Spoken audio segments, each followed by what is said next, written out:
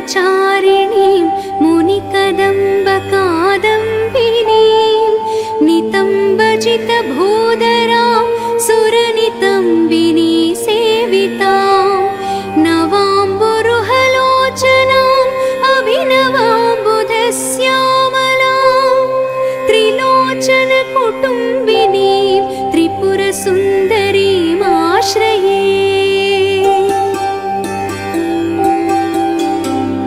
कदम्बवनवासिनीं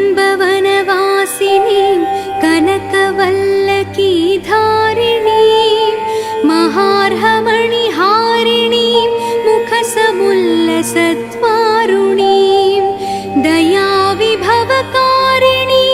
विशदलोचनीं चारिणीं त्रिलोचनकुटुम्बिनीं त्रिपुरसुन्दरीमाश्रये।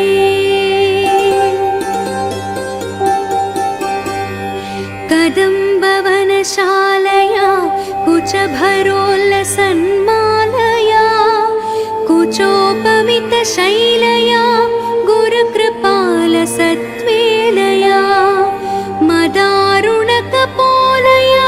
मधुरगीतवाचालया कयापि घननीलया कवचिता वयं लीलया।